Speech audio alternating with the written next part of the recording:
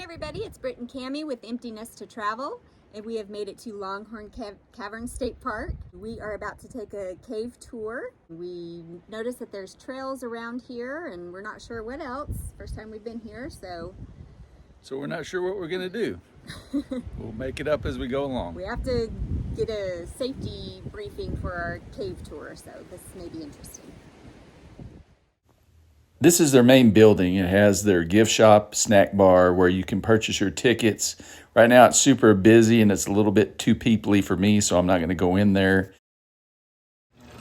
This is at the back of the gift shop, a little spot where kids can mine for precious gems and also big kids.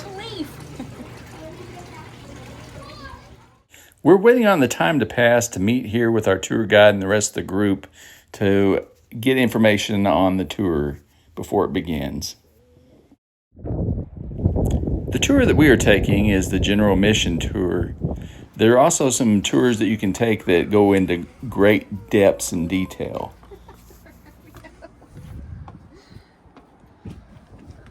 I just heard some people missed their tour that were down there, and so now they have to wait and see if anybody else doesn't show up. And it's like full, so if somebody doesn't show up, they can take a tour, but if not, they don't get to. It is 1 o'clock, so we will go ahead and get started. My name is Caden, and I will be your tour guide today. Our river form geology and centuries of Texas side stories makes it one of the most unique places in the state. Before we get started, I'm going to have to talk about this list of rules here to the left of me. Rule number 1, stay with the group. This is a kind of obvious rule. I can't lose anybody in the cave. And since we're a fairly large group, I need us to stick with the group as much as possible. I cannot have giant gaps in between people. If I have that, then we tend to move a lot slower. Then we'll have groups behind us catching up, and it'll get all chaotic. Keep in mind, this is our spring break, so it's our busiest time of the year.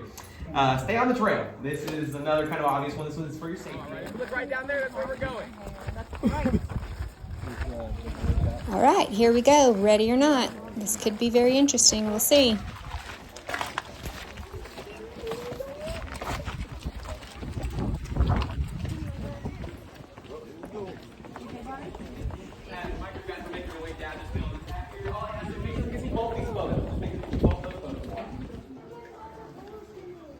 In my group, as we're making our way down, make sure you fill in this path here. Make sure you see the whole carbonic acid. It's a very light acid, but it's well enough to break down that limestone. And as we can see by step 2, essentially there was a water system below the surface.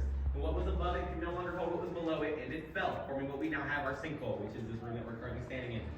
When our sinkhole fell, it brought in an ancient river. That river is what formed our cavern. We are a river-formed cavern. But that river also brought in all kinds of debris, from rocks to trees to anything you can think of, that river brought in. Which leads me to these guys here to the left of me. This here is the CCC, or the Civilian Conservation Corps. This was an organization created by President FDR to give jobless men jobs in a time of despair. In their time here, 1934 to 1940, roughly about 6 years, they only made about $1 a day, so roughly $30 a month. And they only got to keep $5 of those dollars. $25 did have to go home to their families to be able to survive without their husbands there. Fortunately, all the money that they made here, they did not have to spend here. Everything that they got here was free. So they got 7, 8, 9, 10. Great. Thank you so much. Thank you, thank you. Here, this is the room that we talk about why we don't touch our walls or formations. We do have a saying here at Longhorn Cavern State Park: if it glows, it grows. Our black light is doing a little iffy right now. If you look just up here behind me, we can see all this up here is glowing. All there is glowing. Just back there is glowing. If you look up here behind me this way, we see that big chunk right there is all glowing. We see the discoloration in this hole here. That's because it's glowing. Also these pieces here and those pieces right back there. These are all growing and active formations, which again leads me to why we don't touch our walls or formations. You have dirt and oils on your hands, whether you can see them or not, they're there. And if you were to touch anything in the world, it does not have to be in the cave. You're gonna leave your dirt and oils there. It's called your fingerprint. If you were to leave your dirt and oils in our cave, depending on where it's at, that could kill a formation. Alrighty, y'all. This room here is Crystal City. We do not know the first people to ever come into our cave was, but this room does hold one of the first documented visits of our cave. 1879, Valentine's Day. 4 couples made their way in from our historic entrance just further down. They came in and they explored what they called the glass houses. But they're not glass. They're not diamonds either. They're calcite crystals. To put that in perspective, calcite crystals on the hardness scale are about a 3. Your fingernail is a 2.2, so not much harder than your fingernail. For them to be any sort of well-valuable, they need to be at least a 7. Diamonds are a 10 if you did not know, so you can get these for roughly $3.50 in our gift shop. Here in just a second, I'm gonna let y'all explore our glass houses. All I ask that you remember 2 rules. One is, of course, our goal.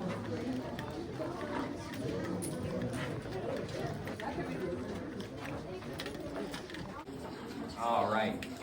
So before we talk too much about this room, we are going to talk about our little bat friends that we just passed on our way up. If you couldn't tell already, we call them our chicken nugget bats because of their size. They're the 2nd smallest bat species in America, or roughly the size of a chicken nugget. The one that we just saw is a full grown. He will not get any bigger. We believe we have roughly 80 to 100 in our cave, and they have a lifespan of about 14 years. Unlike most bat species that you'll see in America who flock in hundreds, our bats don't. They love to social distance. It is not often that you'll see a bat next to another bat, chicken nugget bat. But this room here is our queen's throne room because of this formation right here. This is a flowstone formation. Our queen's throne, the flowstone formation. I'm going to ask you to remember that because I'll ask you about it later. It's our queen's throne, the flowstone formation. This is a prime example on why we don't touch our walls or formations. This also helps me talk about why we call this room what we call it.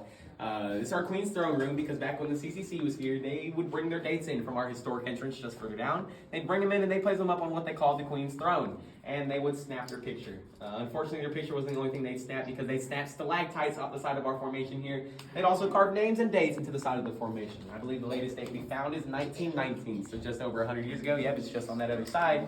Meaning someone's great-great-grandmother came and vandalized our formation here. But we cannot hold it against them. They did not know that they were harming it at the time. They thought it was just another rock, so they went and they took pictures on it.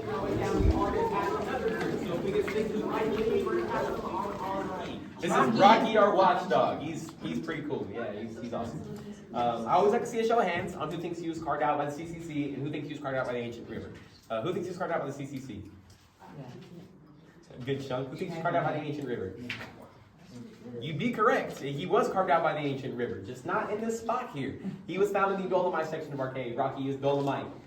This is Ellenberger limestone we see here around us. The only difference is Dolomite has much more magnesium, which is what gives him that smooth look. That's also what makes him a lot heavier than he may seem. This here's our Indian council room, or our Native American council room. At one point in time, it was inhabited by Native Americans, hence why this piece here. This is a piece from their time here. All we know about it is it was unfinished. It could have been anything. It could have been an arrowhead, it could have been a spearhead, it could have been a knife head, it could have been a tool of some sort. All we know is that they did not need it. They carved it out and threw it off to the side. And roughly about a decade ago, one of our Wild Case 4 guys found it. It's been a part of our walking tour ever since. This room here holds some pretty big history for our cave. If you recall, in a couple of the other rooms back there, I did say that we had a historic entrance somewhere in our cave. That historic entrance was once in this room. It's been covered up since, and it's been covered up pretty well. Maybe try to take a guess at where it once was. Up there, that's a great guess. Anywhere else? Back there, that's a great guess. Up there, that's a great guess. Down there, that's another great guess. Anywhere else? Back there, that's a good one. Right there is a really good one. Up top up there. Up top is a very common one, but we're all in the same area, but it actually be these 3 slabs of rock we see right here. That's actually concrete. The CCC blended it with the rock around it very well. This is a picture. This is a picture of this room. This room was taken by CCC workers. This picture was taken by CCC workers in this room back when those slabs were not there. Just to hold some more history, back when the Native Americans were here, they kidnapped a girl from San Antonio. They brought her here and held her for ransom. Their family did not want to pay that ransom, so they hired Texas Rangers to make their way in just further down. They came in and they married that girl. If you'd like to hear more about this story, we do have an article about it in our gift shop. Just keep in mind, it's been embellished over the years. It was written by people who don't like the Native Americans, so if you were to choose to read it, please keep an open mind. We are going to head to our next stop as we do.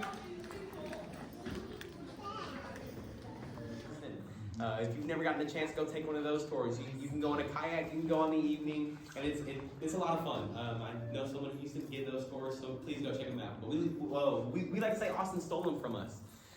These actually came from the oils of their feet, from them hanging on. And unlike the current inhabitants of our cave who don't really like spending time with each other, these guys love spending time with each other. So much that there'd be about 500 per square foot. Imagine 500 bats in between my feet right here. That's a ton of bats. If there's that many bats above us, what do you think we might be standing in? Bat poop or guano, which is why we call this the powder room. Bat guano mixed with a couple of other ingredients makes gunpowder. All right. So I already know this answer from a couple of you, but who here is familiar with Carlsbad Caverns or has heard of Carlsbad Caverns? We have a couple. If you're not, Carlsbad Caverns is a cavern chain out in New Mexico. If you're not familiar with where New Mexico is, you just need to know it's not Texas. And opening year for Longhorn State Park, 1932, Carlsbad Caverns put in their very first underground elevator, which was big news for the 1930s. People all over the nation wanted to go see this underground elevator. But again, that was opening year for Longhorn State Park, and we needed a way to keep that money here. So what did we do naturally as Texans? We built a 2,000 square foot underground nightclub right there where you're standing. Where that shaft was actually a restaurant. People would make the food up top, and through a pulley system would lower it down. People would eat in the cave, and they'd bring their dirty dishes back up. Around the corner there was also a bar, but there's really evidence that there was serving alcohol. Unfortunately, this nightclub was made with untreated wood. And if you're unfamiliar with what happens to untreated wood in a cave, it began to rot. So 2 or so years go by, and they did have to remove that nightclub. But that restaurant actually stayed here to the late 1960s. People ate in the cave for a very long while after that nightclub came out. These guys here behind me were a frequent player here at Longhorn State Park and also aired on a San Antonio radio station. I have a snippet of one of their songs here. Just keep in mind, if you're very into modern music, this is not your modern music. This is probably made early 1940s. This is the Gut Bucket Shuffle by the Harris Brothers Texans. Hopefully we got some dance moves. No dance moves? You ready to dance moves? Alright, and I know we're in a fairly large group, so if we can try to squeeze in on that stairs as much as possible. See? I'm stooping now. This picture here was taken in this room by CCC workers. That CCC worker right there is sitting on a debris pile, roughly 7 or 8 feet above our head, probably about right up there. And that CCC worker in the back, he's kind of harder to see, he blends in with the rocks. He'd be sitting right about up there. This tells us that this room did not always look like it currently does. When the CCC came in and they cleared out this room, they realized that we have 3 levels to our cave. We have our basement, we have the floor we're currently standing on, and we have our attic. If you would like to check out our basement, we do offer a wild cave tour experience. It's a lot of fun. It's a 3-hour tour compared to our 1.5-hour tour. This is your crawling, knee pads, elbow pads, helmets, headlights, that kind of thing.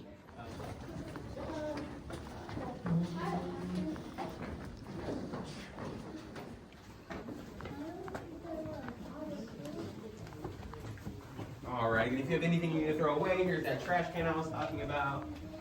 If you look back there at that circular shaped oval hole, they thought that that looked like the moon. So they nicknamed this the moon room. That there would be an example of pareidolia. Pareidolia is the action of seeing objects in other objects. Like say you go cloud gazing and see a cowboy hat. That'd be considered pareidolia. Many people look over here and they see a triceratops or a rhinoceros. I've heard wizard on a windy day. It's all up to your own imagination. That's the whole point of pareidolia. Many people look over here and they see dynamite. That's because it is dynamite. That there's a prop we use to help explain that path we just came down. That path we just came down is 33rd Street. It's called 33rd Street because it's 33 yards.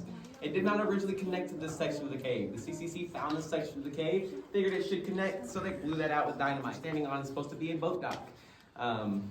Notice I said supposed to be. We are not currently on a boat.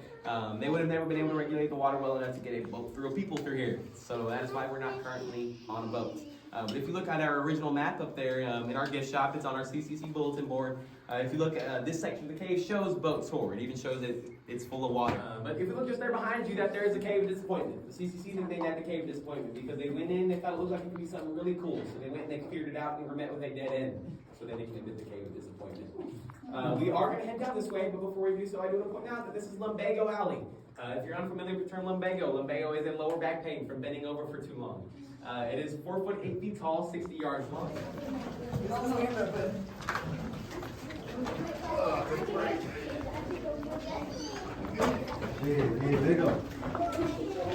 Back to the scoliosis. This here's the Dolomite section of our cave. Anybody tell me where we've seen Dolomite? Rocky would be correct. The dog was Dolomite. As we can see, this limestone here looks much more like Rocky than that limestone that we saw there in the beginning. This section of the cave is our Hall of Marble. This section of the cave also holds the most amount of pareidolia of any section of our cave.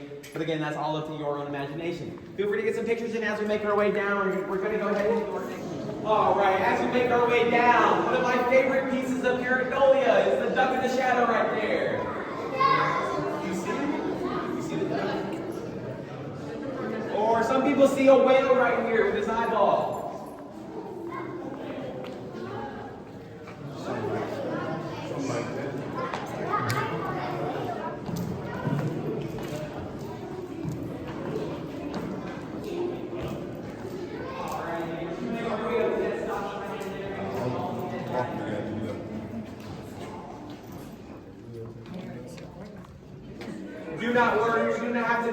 down Lumbago Alley, but that does help me talk about this shaft here.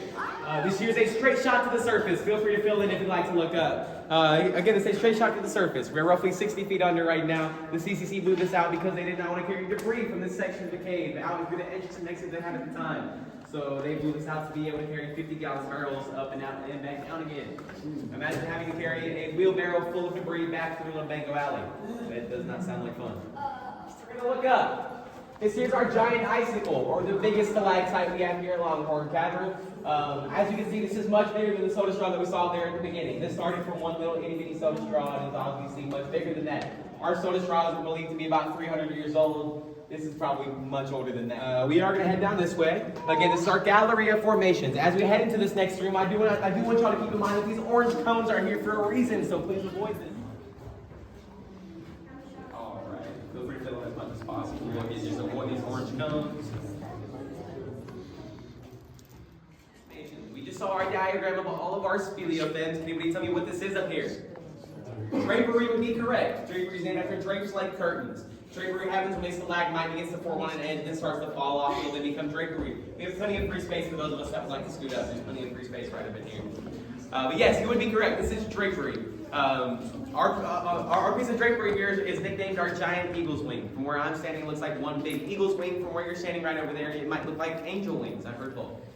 Our giant eagle's wing is for one of our biggest stalagmites here on the bottom. This is our devil's footstool. Comes at one big melted ice cream cone. Eventually these will come together, and just like our stalactite over there, they will form a column, which I think would look pretty cool when that connects. Unfortunately, we probably won't be able to see it. Right there, the pterodactyl skull. That looks pretty good.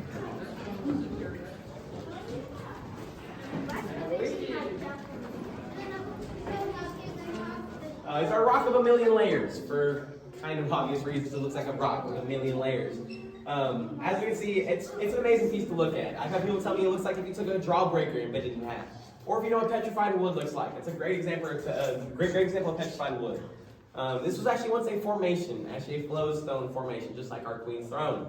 But when that river came in, it came and it blew through this formation, and it killed it almost, and started growing right around our Indian council room.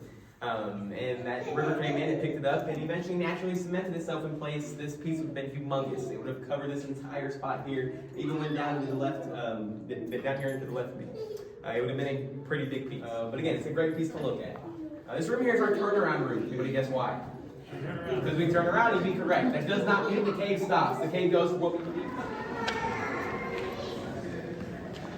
There were many little air pockets. So as we wrote it, it looked like it was carved out by termites. That's why this room looked like this. So we'll go ahead, we're gonna keep going as we make our way down.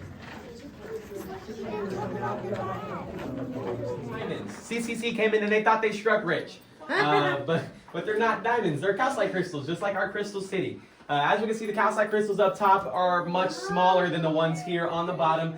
And there's a reason for that. I'm going to use this Topo Chico bottle to help me explain. What happens when you leave a bottle like Topo Chico or really any carbonated drink out and open for too long? Flat. It goes flat. That's exactly what happened in this room. At one point in time, there was water in this room. Water that was rich in carbon dioxide and minerals, which if you're unfamiliar is pretty much Topo Chico. This room was full of Topo Chico, then a fissure opened up on the surface. If you're unfamiliar with a fissure is, that's just a crack. A crack opened up, letting out all of that CO2, leaving just the minerals in the water in this room. Those minerals ended up becoming hydrophobic, so after some time they began to stick to the walls. That water level over time gets lower, basically leaving the ones on the bottom much more time to cook. They spent much more time in that water than the ones there on the top. That's why they are much bigger on the bottom than they are on the top. When we first opened up at Longhorn Cavern State Park, this room here was our Hall of Gems. As you can see, we have ruby, emerald, and sapphire there behind you. It's no longer our Hall of Gems, but these are kind of just to show how well these absorb light. If I were to put my flashlight up to that, you could use it as a nightlight. We sell them like that in nightlight form if you would like to get. Those Texas Rangers that would have came to save her would have entered from right up here.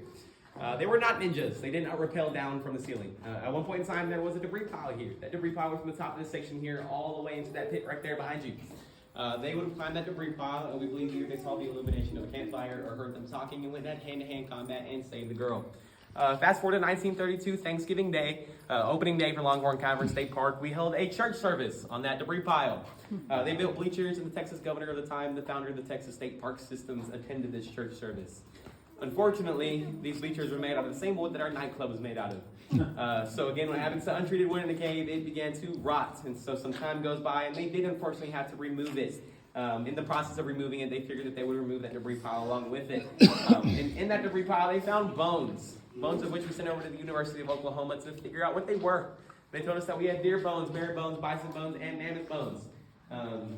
This tells us that prehistoric hunters used this hole here to chase their prey in, to be able to find that debris pile, get everything that they needed, and make their way back up. Unfortunately, I have no bones to show you today. The University of Oklahoma told us they lost them. If you go to the University of Oklahoma, they do have a mammoth bone display. Don't tell me where they got their mammoth bones, but if you go, please steal our bones back. If you get caught, it was your fault, not ours. If you are a Texas Longhorns fan, that's what started our rivalry. We are going to go ahead and head down this way. I want to thank y'all for coming out to Longhorn State Park today. If you enjoyed your tour, would like to leave a review. Again, my name was Caden. If you did not enjoy your tour, my name is Jeff, and you never met me. Before you leave, I do advise you to go check some stuff out, such as our numerous historical buildings. The CCC building, which is that building that we started in, has plenty of history. If you did not get the chance to go check out those side rooms before coming down today, please go do so. We also have our observation tower, which is 3 stories tall, built from the same debris from our cave, and from the top you can see a great view of Falkenstein Castle and the lake. We also have geode cracking and sluicing, and our gift shop and snack bar for those who are interested. I do want to point out one more time that we are not employees of the state. We are allowed to accept gratuities. They're always appreciated but never expected. And unfortunately, they do make us get out of the cave, so we will be heading out. Well, we finished up at the Cavern, and the Cavern, it was pretty neat. Our tour guide, he did a good job. If comparative wise, like Carlsbad Caverns, it'd be a whole lot tougher to walk at Carlsbad Caverns. What other one? Puerto Vallarta was probably a little bit harder than this one. This one was pretty easy for walking. It does have some short, like I'm 6'4". There were some places that were 4'8". I even had to duck a little bit. So other than that, it was pretty easy to walk it. But still not wheelchair accessible. Yeah, not wheelchair accessible.